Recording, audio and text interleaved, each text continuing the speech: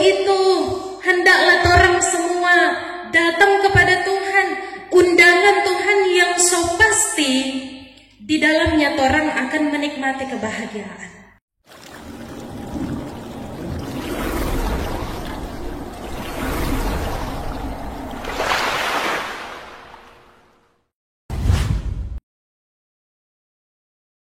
Salam sejahtera untuk kita semua, shalom. Damai di hati. Terpujilah Tuhan kita Yesus Kristus. Orang selalu bersyukur sebab kasih dan kebaikan Tuhan memampukan kita semua untuk dapat terus menjalani kehidupan ini, memampukan orang semua untuk boleh ada bersama-sama dalam ibadah minggu di sesi yang kedua ini. Saudara-saudara yang dikasihi dan diberkati oleh Tuhan kita Yesus Kristus, dalam menjalani kehidupan ini banyak sekali kita melihat hal-hal yang sangat kontras atau sangat berbanding terbalik, berbeda satu dengan yang lain. Kejujuran kontras dengan kebohongan, keadilan kontras dengan ketidakadilan, kemiskinan kontras dengan kekayaan. Demikian juga kebijaksanaan kontras dengan kebodohan. Tentu orang akan diperhadapkan dengan berbagai macam pilihan-pilihan dalam kehidupan ini. Dan untuk supaya kita dapat memilih sesuatu yang baik, dibutuhkan orang memiliki hikmat. Hikmat itu adalah kebijaksanaan, pengertian, pengetahuan. Dalam menjalani kehidupan, kalau misalnya orang tahu apa yang harus orang lakukan, orang tahu mana yang harus dilakukan, mana yang nyandak boleh dilakukan, itu berarti orang hidup dalam hikmat. Tetapi sebaliknya, ketika torang tahu bahwa torang harus melakukan hal tersebut, mar torang nyandak lakukan, berarti torang hidup dalam kebodohan, melakukan hal-hal atau tindakan yang bodoh.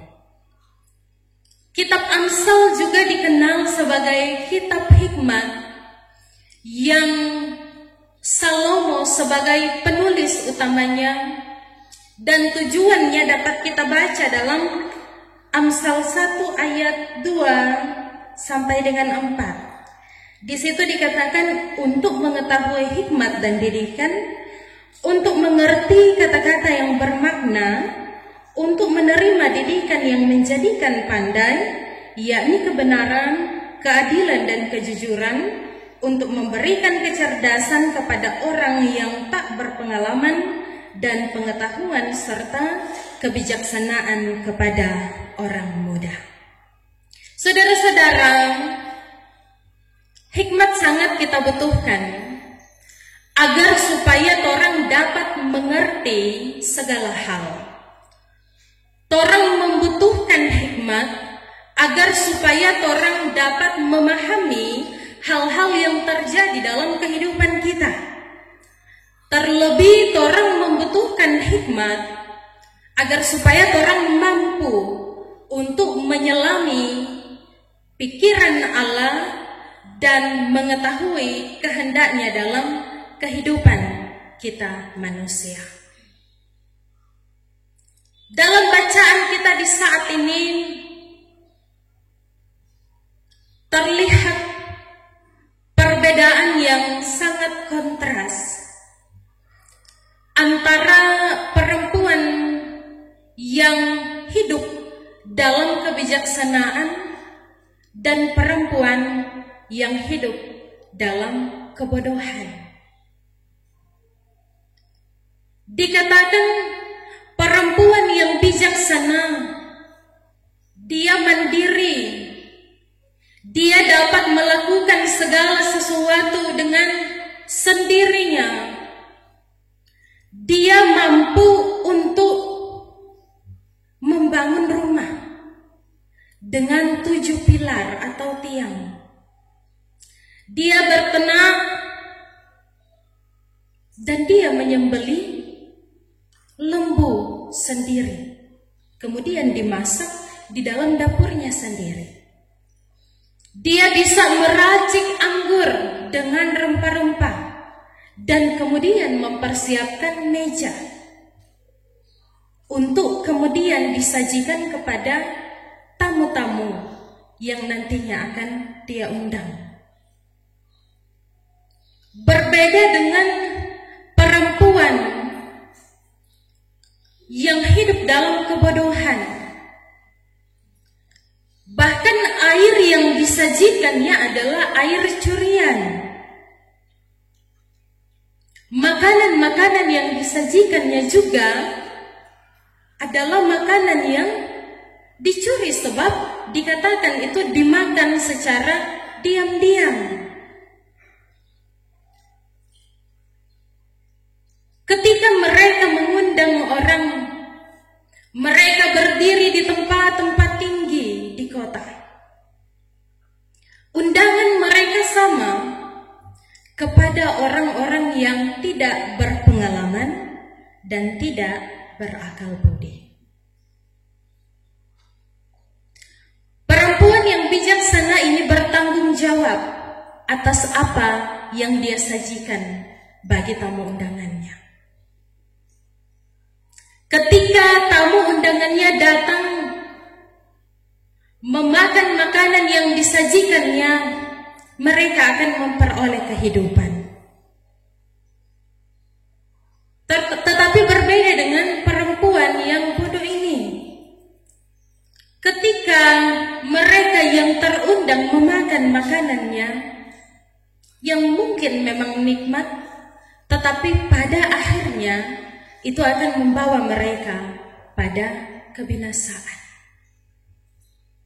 Saudara-saudara yang dikasihi dan diberkati oleh Tuhan kita Yesus Kristus, hikmat itu sama seperti pilar atau tiang kokoh yang kuat, yang tentu perlu perhitungan, perlu usaha untuk membuat tiang ini kokoh, membuat tiang ini kuat. Sebab kalau tiang rapuh, DP bangunan pasti akan hancur. Tetapi kalau misalnya tiang ini kuat, kokoh, DP bangunan pasti akan bertahan. Dibutuhkan perhitungan, sebab ndak mungkin mau pakai tiang kecil ketika bangunan yang akan dibangun itu besar.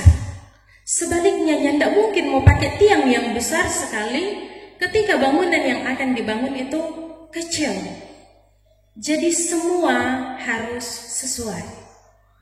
Demikian juga ketika kita menjalani kehidupan ini dengan penuh hikmat. Orang mungkin akan merasakan yang namanya beban. Orang mungkin akan merasakan yang namanya masalah. Tetapi ketika orang kuat, orang kokoh, orang akan mampu untuk melewati itu semua. Orang akan mampu untuk menanggung setiap beban-beban yang ada di hadapan kita. Mereka yang hidup dalam hikmat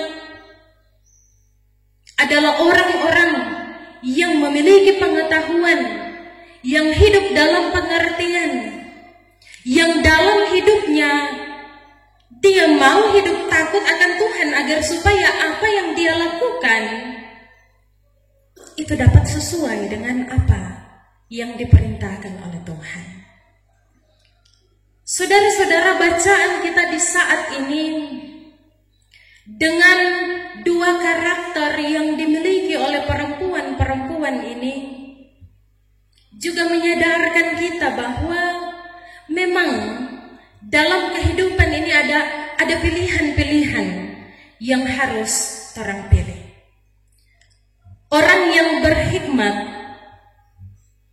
pasti akan memilih undangan dari perempuan yang bijaksana.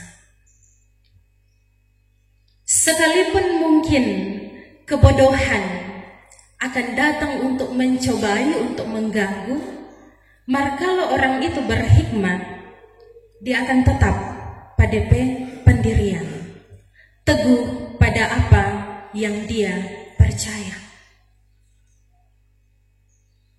Orang hanya dapat memiliki hikmat ketika orang mau hidup takut akan Tuhan. Kalau orang menginginkan hikmat dalam kehidupan sehari-hari, orang kabal, bebal, sokase nasihat, terus menerus diingatkan tentang firman Tuhan, tentang apa yang dikehendaki oleh Tuhan, pada akhirnya orang tetap memilih jalan orang sendiri, maka dapat dipastikan pasti orang akan menemui kebinasaan nanti. Mungkin ketika orang membaca firman Tuhan ini, orang merenungkan firman Tuhan ini, pasti dalam orang berpikiran, oh kita pasti mau pilih undangan dari perempuan yang berhikmat, perempuan yang bijaksana. Tetapi dalam realitas hidup yang orang jalani, apakah betul-betul pilihan kita tetap pada kebenaran yang dikehendaki oleh Tuhan atau tidak? Karena kenyataannya ketika dunia menawarkan sesuatu yang indah, sesuatu yang nikmat, walaupun orang tahu itu sesaat, walaupun orang tahu itu akan menghantar orang pada kematian, pada kebinasaan, martoh tetap orang pilih lengkali. Mohon maaf, firman Tuhan bilang orang adalah orang-orang yang bodoh. Sebab orang tahu hal tersebut nyandak diinginkan, nyandak dikehendaki oleh Allah, tetap orang lakukan. Dengan beralasan bahwa kita manusia tidak sempurna, kita masih lemah, kita masih banyak kekurangan. Alasan-alasan itu sering orang pakai untuk melakukan dosa. Padahal sebenarnya orang sebagai manusia diberikan kehendak untuk memilih. Dalam hidup ini orang memang harus memilih untuk menentukan keberlangsungan kehidupan orang ke depan. Jangan salahkan orang kelemahan dan keterbatasan sebagai manusia, karena orang tahu bahwa apa yang orang pilih terkadang berdasarkan keinginan orang saja untuk memuaskan diri kita sendiri. Saudara-saudara, firman Tuhan di hari ini merupakan undangan Allah untuk mengundang orang merayakan pesta dengan meriah dalam kerajaannya, menikmati hidangan-hidangan yang telah Dia siapkan, menikmati berkat-berkat yang telah Tuhan berikan. Tetapi terkadang orang menolak undangan tersebut. Terkadang orang malah memilih untuk pergi di tempat-tempat, di undangan-undangan yang tidak seharusnya orang tuju. Mari orang bersama-sama mengindahkan undangan Tuhan dalam kehidupan kita, menikmati kehidupan yang diberkati oleh Tuhan dengan hikmat yang Dia berikan, agar supaya kehidupan yang orang jalani ini dapat orang jalani dengan benar. Orang dapat tahu jalan pengertian yang harus orang tuju.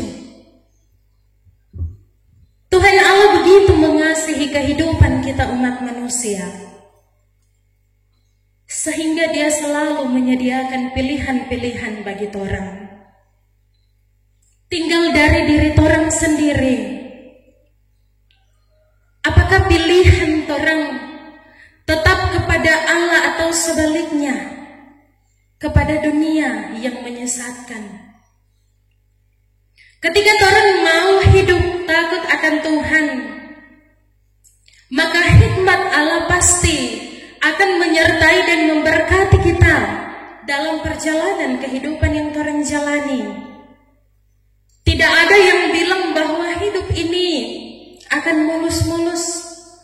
Nyanda ada yang bilang bahwa hidup ini tidak akan diperhadapkan dengan tantangan dan pergumulan.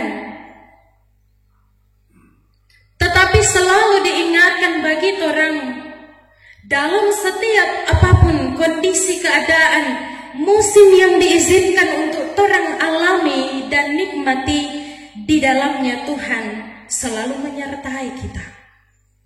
Di dalamnya Dia tidak pernah meninggalkan kita. Tangannya selalu terbuka ketika anak-anaknya mau datang kepadanya. Untuk itu, hendaklah orang semua datang kepada Tuhan. Undangan Tuhan yang so pasti, di dalamnya orang akan menikmati kebahagiaan. Yang so pasti di dalamnya orang akan menikmati kehidupan yang kekal. Orang hidup cuma satu kali. Jangan babodok diri. Jangan jalani kehidupan ini dengan kebodohan. Agar supaya nanti ketika orang sudah sampai di finishnya, bersama-sama orang akan menikmati hadiah yang telah Tuhan persiapkan untuk orang semua. Hidup takut akan Tuhan, agar supaya orang mampu untuk menjalani kehidupan ini dengan penuh hikmat. Tuhan pasti tolong mampukan orang semua. Tuhan Yesus memberkati kita. Amin. Firman Tuhan.